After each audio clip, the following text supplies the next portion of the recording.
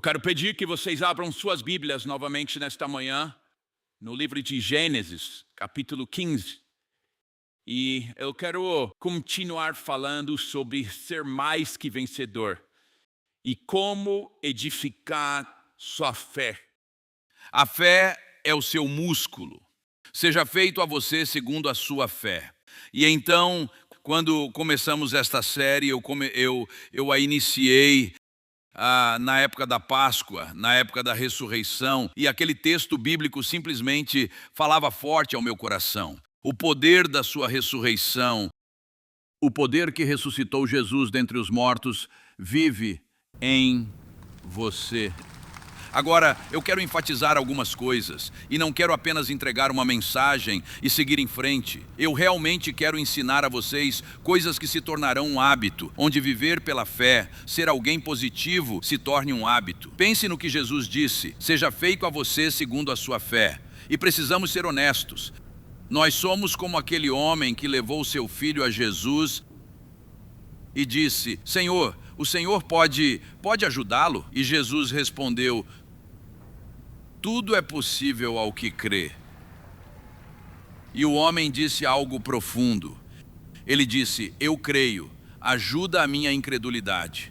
Quanto mais me aprofundo nesta série e quanto mais reflito sobre ela, mais eu penso, que a fé de verdade não está mais sendo ensinada. Uma coisa é dizermos que temos fé, mas outra coisa bem diferente é se realmente temos fé. E nós podemos realmente desenvolver o hábito de sermos pessoas de fé. E você precisa começar quando ainda não precisa de um grande milagre. Você precisa desenvolver a fé onde você está agora. Você precisa desenvolver a fé quando precisa levantar 2 quilos em vez de 200 quilos. Eu quero voltar um pouco, apenas para não esquecermos, quero voltar aos ensinamentos de Abraão em Gênesis 15. Sei que ensinamos sobre isso nas últimas semanas, mas quero reiterar. Deus fez uma promessa a Abraão. Ora, o título da mensagem de hoje é: qual é o tamanho do seu Golias? Qual é o tamanho do gigante, do inimigo que você está enfrentando? Qual é o tamanho do milagre que você precisa? O milagre que ressuscitou Jesus dentre os mortos não está vindo até você. O milagre que ressuscitou Jesus dentre os mortos já está dentro de você. Já está em você. Eu tenho uma camiseta que diz: Deus falou, eu creio, e assunto encerrado. Mas eu parei de usá-la, porque a verdade é que Deus falou e o assunto está encerrado, quer a gente acredite ou não. Se Deus diz algo, então é por isso que nos guiamos, é nisso que nos firmamos, é nisso que confiamos. Amém? Abraão falou com Deus e disse, ou melhor, Deus falou com Abraão e disse: sai da tua terra, do lugar onde você vive. Na próxima vez que formos a Israel, eu levarei vocês lá. Eu já estive no exato monte de onde Deus falou lá de cima para Abraão e disse: abençoarei os que te abençoarem e amaldiçoarei os que te amaldiçoarem. Eu pisei naquele exato lugar. Agora é o meu lugar favorito em Israel. É onde Deus disse: aqueles que abençoarem Israel, eu abençoarei. Aqueles que amaldiçoarem Israel, eu amaldiçoarei. Quando me contaram, eu perguntei: bem aqui? E o guia respondeu: bem aqui. Era ali que Abraão estava. Foi dali que a voz de Deus veio até ele. Então precisamos entender que Deus não é homem para que minta, certo? Agora, na semana que vem ou na outra semana, no Pentecostes, nós vamos falar sobre paciência. Eu quero paciência e eu quero pra já. A Bíblia diz que devemos deixar a paciência ter a sua obra perfeita, e nós vamos falar sobre isso. Há uma razão para isso, há uma razão muito poderosa para isso. Mas nós somos o tipo de pessoa que sabe, se vamos ao McDonald's, porque é fast food, e temos que esperar 3 minutos por aquele hambúrguer, nós ficamos tipo, eu achei que isso fosse fast food, e nós somos meio que essa geração micro-ondas. Mas você precisa entender que o tempo de Deus nem sempre é o nosso tempo. Então Deus fala com Abraão e ele diz: eu vou fazer de você o pai de muitas nações. Isso se arrasta por anos e anos e anos. Abraão está fazendo tudo certo. Abraão luta contra um inimigo, recupera sua família e traz uma grande vitória. Mas então ele vai até Deus e diz: Deus, onde estão as minhas bênçãos? Onde está a sua promessa? Então, vejam comigo em Gênesis capítulo 15, mais uma vez, porque isso é muito importante. Eu não quero apenas dizer isso uma ou duas vezes e depois deixarmos para lá. Quero que isso seja o seu estilo de vida. Então ele disse no versículo 9, ele disse: traga-me uma novilha de 3 anos, uma cabra de 3 anos, um carneiro de 3 anos, uma rolinha e um pombinho. E então ele trouxe todos esses até Deus, cortou-os ao meio e colocou cada metade em frente à outra. Mas ele não cortou as aves. E a razão para isso, e só para deixar claro, as aves são o símbolo da aliança com Israel, que nunca pode ser quebrada. E quando os abutres desceram sobre as carcaças, Abraão os enxotou. Agora, antes de mais nada, e eu sei que já dissemos isso, mas antes de mais nada, era algo muito comum naqueles dias pegar algo, dividir ao meio e caminhar por entre as duas metades para mostrar que temos uma aliança inquebrável. Nós falamos sobre Israel saindo do Egito e Deus abrindo o mar. Pense na sua vida. Você já fez isso. Quantos de vocês são casados? A maioria de vocês já fez isso. O noivo vem caminhando pelo meio. Lá está a família dele, a família dela, e a noiva vem caminhando por entre os dois lados. É daí que isso veio. É daí que essa caminhada por entre os dois lados da família significa: estamos fazendo uma aliança. E agora essas duas famílias são uma só. É uma coisa muito, muito comum. E uma vez que você faz isso, é inquebrável. Então Deus está mostrando a Abraão: eu vou fazer uma aliança com você.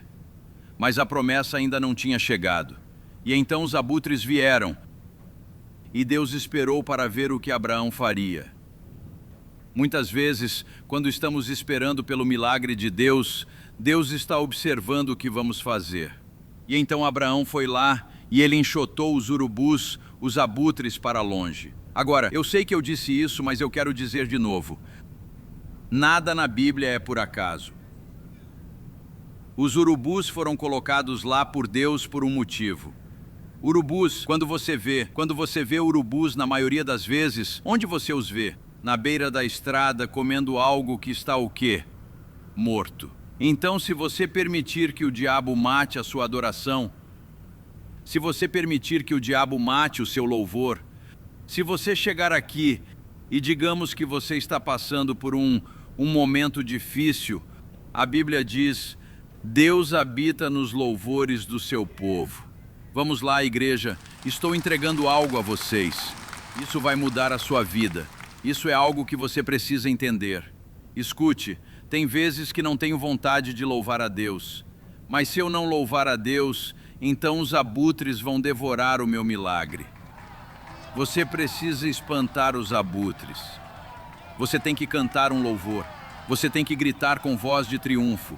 Você tem que colocar uma guarda na sua boca. Quando você diz algo negativo, você está convidando os abutres para entrar. Mas quando você diz o que Deus diz, você está expulsando os abutres.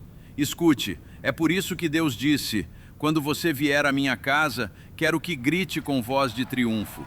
Quero que levante a sua voz. Quero que levante as suas mãos. É por isso que Deus batiza com o Espírito Santo e com fogo. O barulho, a adoração, o louvor espantam os abutres. Tem vezes que eu não tenho vontade de louvar. Vou dizer uma coisa para vocês. Tem vezes que eu não tenho vontade de pregar. Estou cansado, não estou me sentindo bem, mas assim que eu começo a fazer, aquela unção vem. E eu posso dizer para vocês, eu posso dizer em que ponto da estrada eu estou quando estou voltando para casa e aquela unção vai embora. Porque escutem bem, Deus habita nos louvores do seu povo. Então o diabo vai dizer: não louve, não oferte. O diabo, o abutre, e eu sei que fico repetindo isso, mas eu quero que vocês entendam. O abutre tem garras pequenas, ele só se alimenta de coisas mortas. coisas que estão morrendo ou coisas fracas. Nós precisamos de mais dinheiro. Você tem que plantar uma semente para ter colheita. Agora, isso não é truque. Isso não é manipulação. Isso é apenas fato.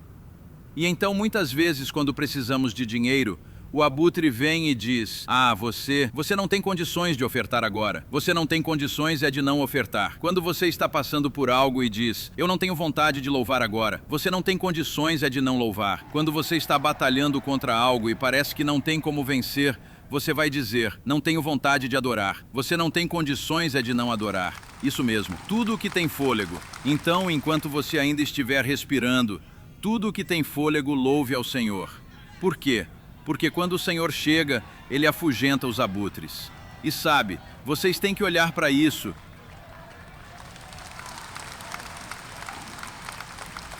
Eu sei que estou me repetindo várias vezes, mas é assim que nós vivemos. Isso é a nossa vida, amém? Nós aprendemos isso.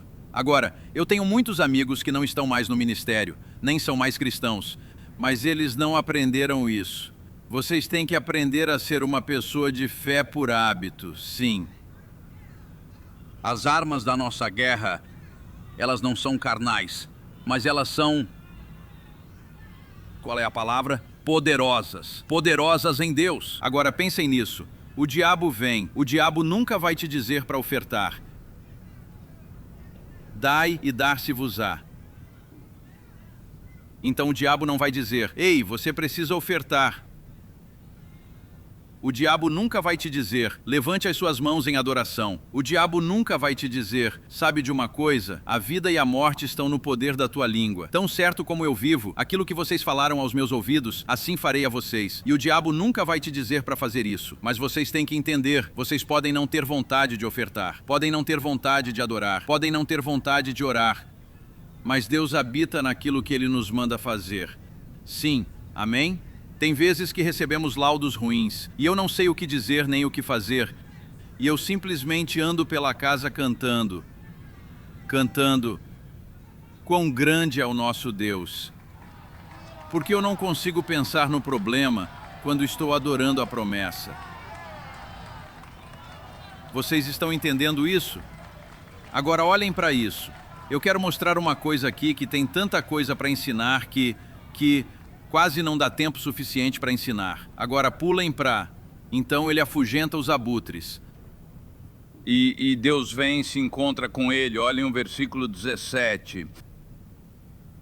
"E sucedeu que ao pôr do sol e estando escuro, eis que um forno de fumaça e uma tocha de fogo passaram por entre aquelas metades. Naquele mesmo dia o Senhor fez aliança com Abraão." Agora, a forma como se lê no hebraico é diferente. Em inglês diz: "E sucedeu que ao pôr do sol e estando escuro." No hebraico diz: "Quando Abraão estava cansado de espantar os abutres, ele adormeceu." E quando ele adormeceu, Deus trouxe um forno aceso que produzia fumaça e uma tocha de fogo, e Deus passou pelo sacrifício. Isso é forte. No hebraico diz: "Enquanto Abraão dormia." Deus nem exigiu que Abraão passasse por lá. Deus estava dizendo: "Abraão, quando meu povo sair de Israel, eu vou guiá-los pela fumaça e vou guiá-los pelo fogo. E eu estou fazendo uma aliança. Nunca deixe o diabo te dizer que você vai perder. Nunca deixe o diabo te dizer que você vai fracassar, porque isso não depende de você. Isso depende de mim. Eu estou fazendo a aliança. Você descansa, você dorme. Eu estou fazendo a aliança e deixe o diabo me desafiar.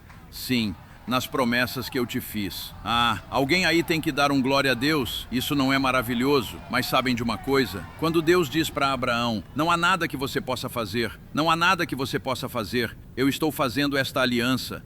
Isso é um símbolo de Jesus.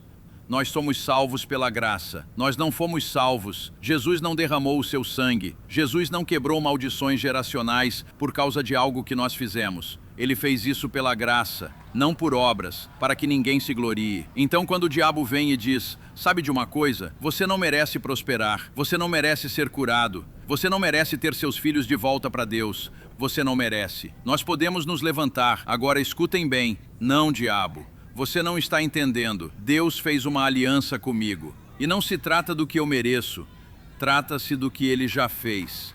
Quando Deus passou por aquela aliança com Abraão, ele disse: Abraão, eu não estou fazendo uma aliança só com você, eu estou fazendo uma aliança com os seus filhos e com os filhos dos seus filhos.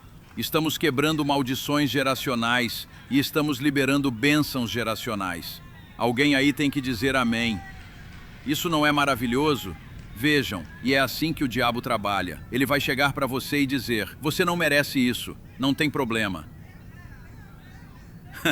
Eu não mereço.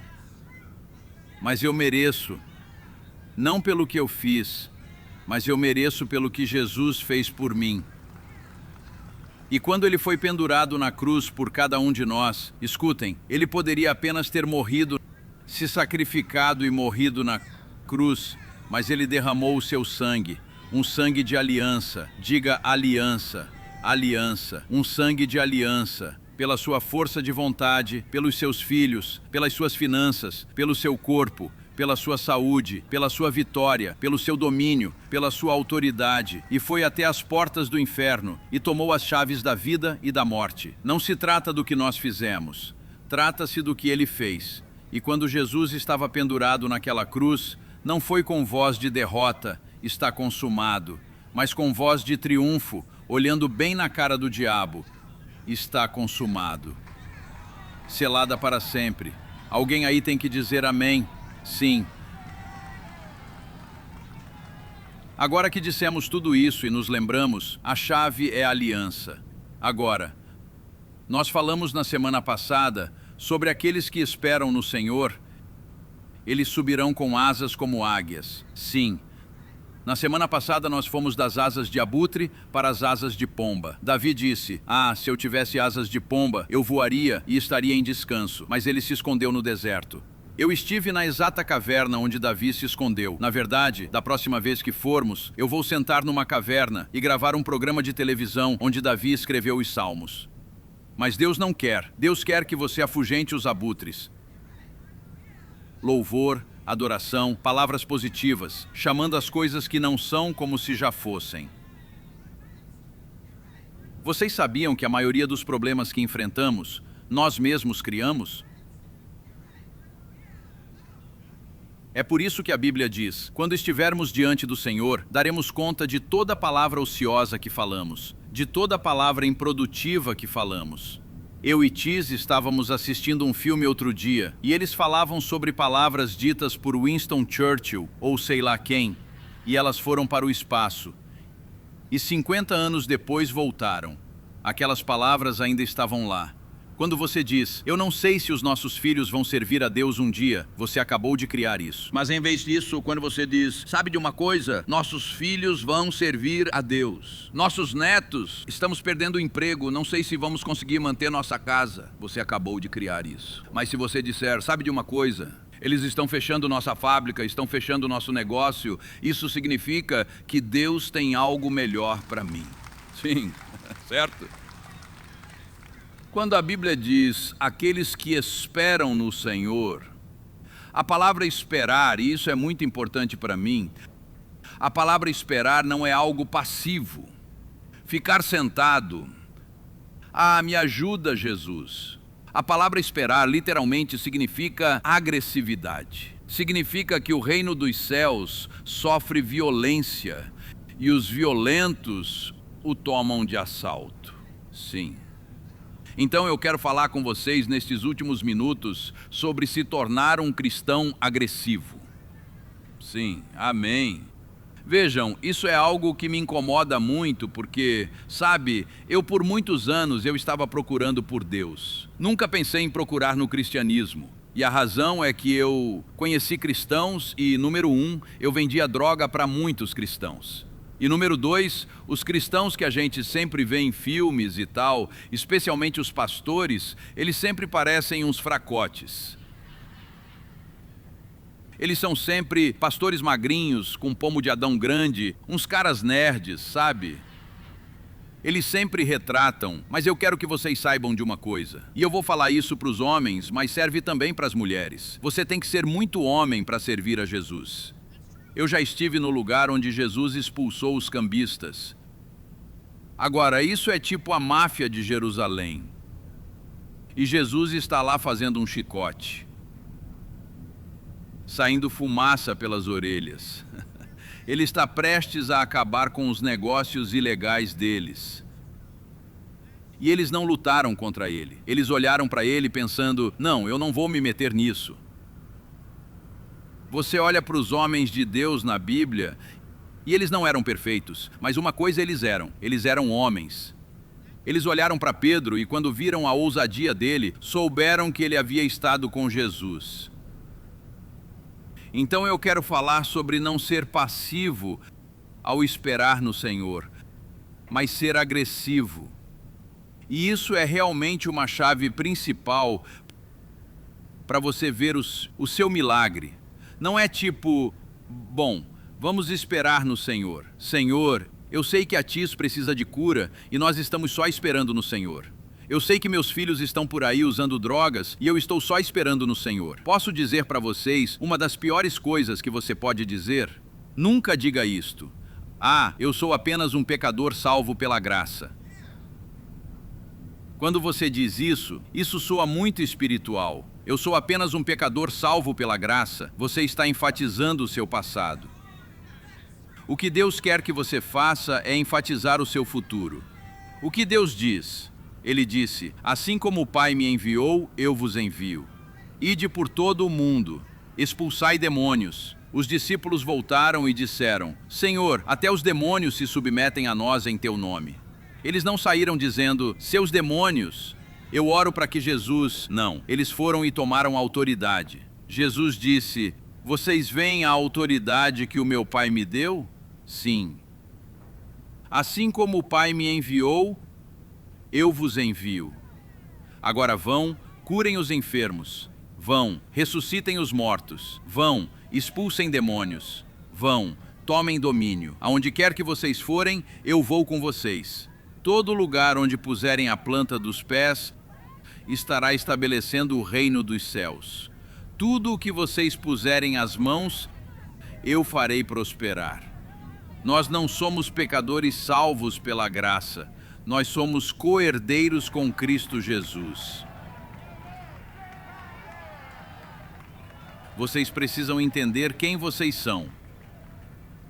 Vocês precisam entender que o diabo não quer que vocês saibam quem vocês são. Eu ia ler a história de Davi. Acho que vou guardar por causa do tempo.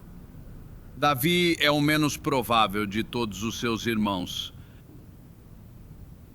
Quando o profeta chegou e disse, o reino vai ser colocado na tua família.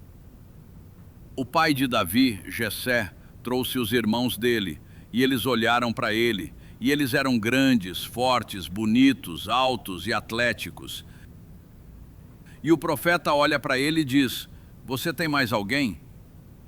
Quando o diabo diz, você não é aquele que Deus escolheria? Você é o mais provável.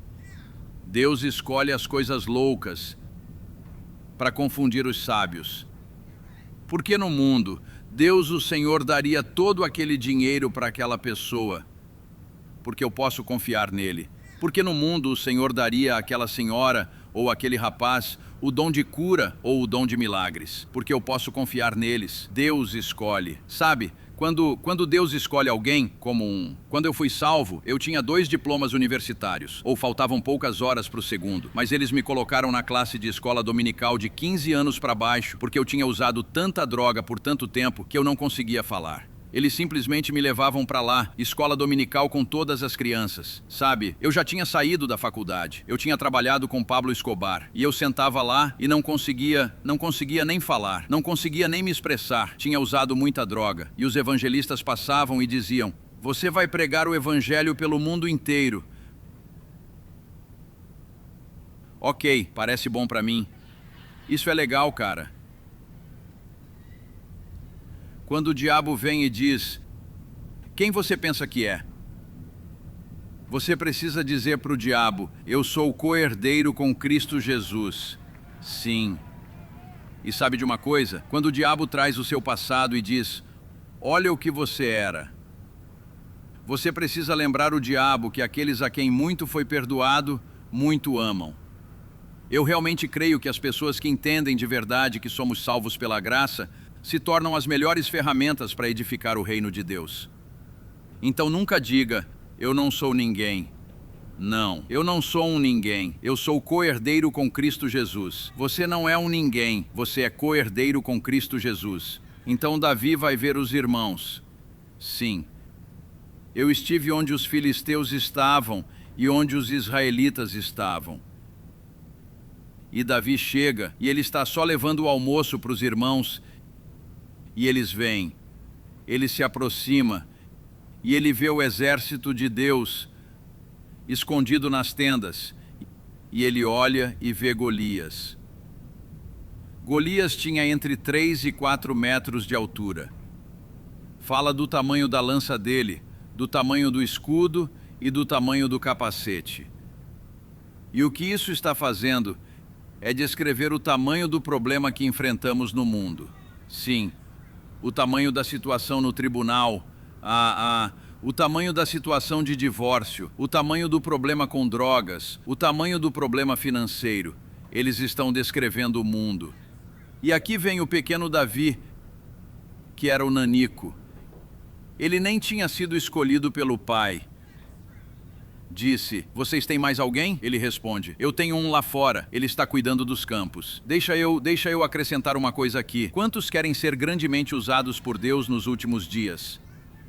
Eu hesito em dizer isso, mas vamos falar sobre isso provavelmente quando falarmos de... Comecei usando drogas na faculdade e logo comecei a traficar. Cheguei a me envolver com Pablo Escobar, tentando contrabandear cocaína para os Estados Unidos. 7 mandados de prisão, uma vida destruída.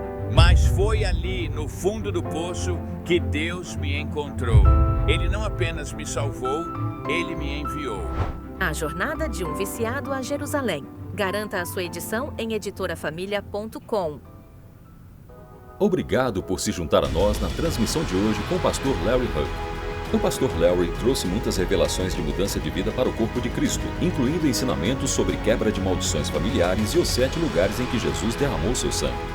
Mas talvez a revelação mais extraordinária seja seu ensinamento sobre a restauração das raízes judaicas do cristianismo e a permanência com Israel. Convidamos você a conhecer mais sobre nosso ministério visitando nosso site em larryhuckbrasil.com e nosso canal no Larry Huck Brasil no YouTube. Oferecemos muitos recursos gratuitos em português que irão enriquecer sua caminhada com o Senhor e prepará-lo para viver uma vida vitoriosa e próspera. Você também pode contribuir com nosso ministério em larryhuckbrasil.com. Sua oferta, seja grande ou pequena, abençoará Israel. Temos muitas ações especiais que estão literalmente salvando vidas e cumprindo a profecia bíblica do fim dos tempos, incluindo patrocinar Aliá, alimentar os sobreviventes do Holocausto, comprar ambulâncias e muito mais.